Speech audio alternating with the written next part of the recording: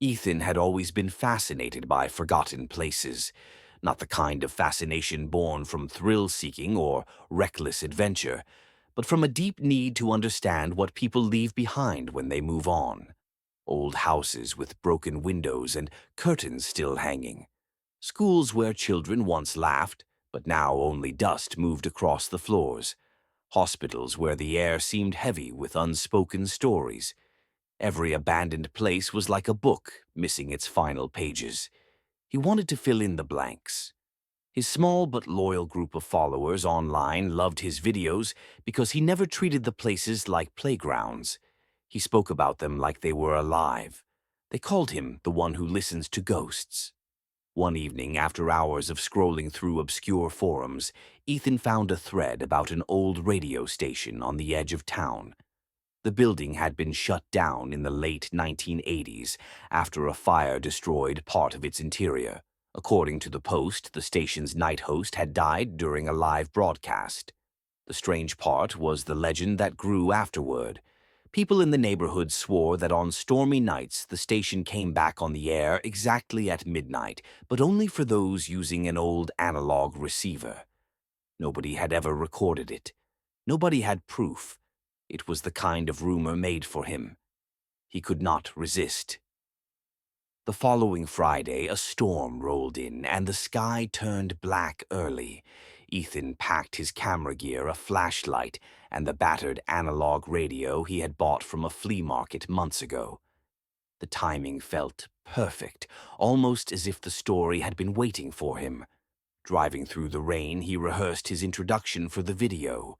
His hands tightened on the wheel as the outline of the station came into view. A crooked tower rose from the roof like a skeletal finger pointing to the storm. The sign out front was rusted but still legible. WNKR, We Never Keep Quiet Radio. The front doors were unlocked as if inviting him inside. The air was damp, heavy with the scent of mold and old smoke. Each step echoed in the hollow hallways. Posters for concerts long past clung to the walls, their colors faded almost to nothing. A toppled chair blocked the hallway. Cables snaked along the floor like veins. The deeper he went, the louder the sound of dripping water became. He found the broadcast room at the end of a corridor. Dust blanketed everything. The mixing board was scarred with burn marks, but the microphone still stood upright as though waiting for someone to return.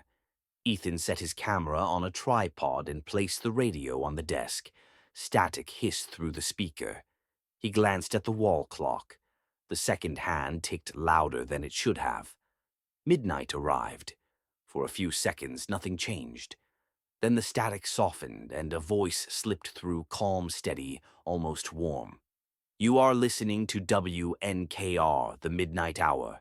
Stay with us, and do not turn the dial." Ethan's breath caught in his throat. His camera captured every second, yet he felt as if the words were meant only for him. The voice read news headlines, but none of them made sense. Accidents that had never been reported, fires in towns that did not exist, events described in the future tense as if predicting disasters yet to come. He scribbled notes, his hand shaking. The red on-air light above the door flickered to life, glowing like an eye opening in the dark. Then the voice shifted. It began speaking about an intruder. A man wandering where he did not belong. It described his footsteps, his flashlight, his nervous breathing.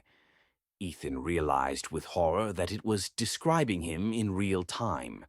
He lunged for the radio to turn it off, but the knob resisted as though frozen in place.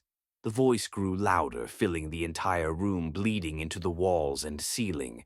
The air grew hotter. The posters on the walls no longer looked faded but new. Fresh ink, bright colors.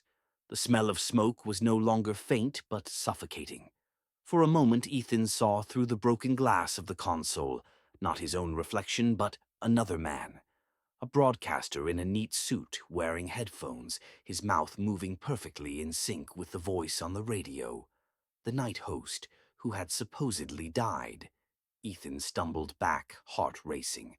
The figure in the reflection smiled, though the voice did not pause. Suddenly, the broadcast ended with a piercing high-pitched tone that shook the room. The ONAIR light went dark. Silence returned so complete it pressed against his ears. The radio sat dead as if nothing had ever happened. He grabbed his gear and fled down the hall, slipping on the wet floor, before bursting into the storm outside. The rain felt like a blessing on his skin. He did not stop running until he reached his car.